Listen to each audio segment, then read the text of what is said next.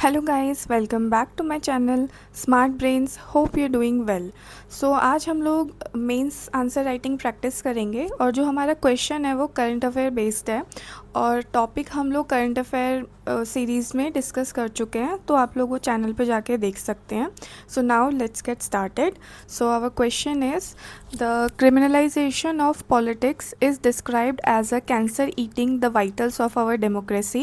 Analyze why, despite repeated intervention, this problem persists in India. What reforms are necessary to address this problem? So basically इस question के according जो criminalisation of politics है उसको as a cancer describe किया है, जो कि हमारी डेमोक्रेसी के वाइटल्स को खाती जा रही है, उसे अंदर से खोखला बनाती हुई जा रही है और बहुत सारे रिपीटेड इंटरवेंशन के बाद भी ये प्रॉब्लम इंडिया में परसिस्ट करती है। और तो फिर इस प्रॉब्लम से डील करने के लिए क्या रिफॉर्म्स लिए जा सकते हैं। सो नाउ मूविंग फॉरवर्ड, मैंने अपना आंसर क्रिमिनलाइजेशन ऑफ पॉलिटिक्स को डिफ़ाइन करते हुए स्टार्ट किया है और मैंने उसकी एक बेसिक डेफिनेशन दी है कि क्रिमिनल्स और करप्ट इंडिविजुअल का पॉलिटिकल सिस्टम में आना इज़ क्रिमिनलाइजेशन ऑफ पॉलिटिक्स। और इससे इम्पैक्ट क्या होगा कि उस पर्सन की प्रायोरिटी उसका खुद का पर्सनल एजेंडा हो जाएगा, ना कि वेलफेयर ऑफ नेशन रहेगा, नेशन की भलाई और लोगों की भलाई। So now moving forward, then मैंने डेटा मेंशन किया है और ये डेटा एडीआर रिपोर्ट के अकॉर्डिंग है and ADR is association of democratic reforms. और ये सब चीज़ें डिटेल में हम करंट अफेयर वाली सीरीज़ में डिस्कस कर चुके हैं, तो आप लोग वहाँ पे जाके देख सकते हैं, सो आपको बेटर समझ में आएगा। देन मैंने मेंशन किया है कि 2004 के बाद ये डेटा बढ़ा है और एट प्रेजेंट 46% एमपीज़ ऐसे हैं जिनके अगेंस्ट क्रिमिनल केसेस हैं। देन 29% एमएलए ऐसे हैं जिनके अगेंस्ट सीरियस क्रिमिनल चार्जेस हैं। 40% सिटिंग सीएम्स हैं जिनके अगेंस्ट चार्जेस हैं। इवन 28% वुमेन एमपीज़ और एमएलएस के अगेंस्ट भी क्रिमिनल चार्जेस हैं। देन मैंने यहाँ पर ये डायग्राम बना दिया है, ये भी एडीआर रिपोर्ट के अकॉर्डिंग गिवन है। सो और उसके बाद मैंने मेंशन किया है कि क्रिमिनल बैकग्राउंड के जो कैंडिडेट्स हैं उनके विनिंग चांसेस 15.4% हैं, जबकि जो पर्सन क्लीन बैकग्राउंड से बिलोंग करता है उसके 4.4% हैं। Now impact. सो इससे क्या होगा कि जो प्रिंसिपल है फ्री और फेयर इलेक्शन का उस पर इम्पैक्ट पड़ेगा। देन गुड गवर्नेंस पे इम्पैक्ट पड़ेगा और जो पब्लिक ट्रस्ट है वो ख़त्म ही हो जाएगा।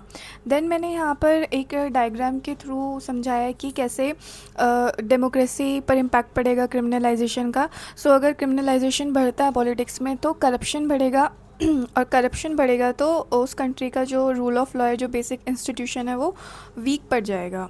सो उसके बाद मैंने वेरियस इंटरवेंशंस को मेंशन किया है। मैंने यहाँ पे टैबुलर फॉर्म में इसे मेंशन किया है। यहाँ पे मैंने प्रॉब्लम्स को लिखा है, उसके बाद मैंने उससे रिलेटेड सॉल्यूशन सजेस्ट किए हैं। सो पहला लिखा है मैंने लीगली क्या इम्पैक्ट पड़ेगा, तो वही कि रूल ऑफ लॉ वीक पड़ेगा, लेजिस्लेटिव प्रोसेस डिग्रेड होगा और जो पब्लिक फेथ है डेमोक्रेटिक इंस्टीट्यूशन में वो ख़त्म हो जाएगा। सो इसके लिए सॉल्यूशन सजेस्ट करते हुए मैंने वोरा कमेटी का रेफरेंस दिया है। वोरा कमेटी इस टॉपिक के पॉइंट ऑफ व्यू से बहुत इंपॉर्टेंट है, तो आप लोग प्लीज़ इसे याद रखिएगा। तो वोरा कमेटी ने लॉज अमेंड किए थे जिससे कि जो लोग क्रिमिनल बैकग्राउंड से बिलोंग करते हैं वो इलेक्शन कंटेस्ट ना कर पाएँ। उस चुनाव इलेक्शंस पे इसका क्या इम्पैक्ट पड़ता है, तो बेसिकली इलेक्शंस जो हैं वो कॉर्नर स्टोन होते हैं डेमोक्रेसी का, लेकिन क्रिमिनलाइजेशन की वजह से क्या होता है कि वोटर्स मनी पावर और मसल पावर के से इन्फ्लुएंस होकर के वोट करते हैं। सो इस प्रॉब्लम के लिए मैंने यहाँ पर सोल्यूशन सजेस्ट किया है कि इलेक्शन कमीशन ऑफ इंडिया को और ज़्यादा पावरफुल बना करके, और इसमें मैंने जो कुछ स्टेप्स मेंशन किए हैं कि थ्रू कैंपेनिंग, थ्रू एफिडेविट्स और सीविजिल ऐप और जो इवन फाइनेंसेस हैं इलेक्शन के, उनको रेगुलेट करके। देन मैंने वोटर्स का मेंशन किया है कि वोटर्स को ये ही नॉलेज नहीं होती है कि वो जिस कंटेस्टेंट को वोट कर रहे हैं उसका एजुकेशनल बैकग्राउंड क्या है, उसका क्रिमिनल स्टेटस क्या है। सो ये सिटीजन्स को अवेयरनेस होनी चाहिए और ये हमारे आर्टिकल 19 में भी मेंशन है कि वोटर्स को राइट है वो जिसे वोट कर रहे हैं वो उसका सारा बैकग्राउंड जान सकते हैं।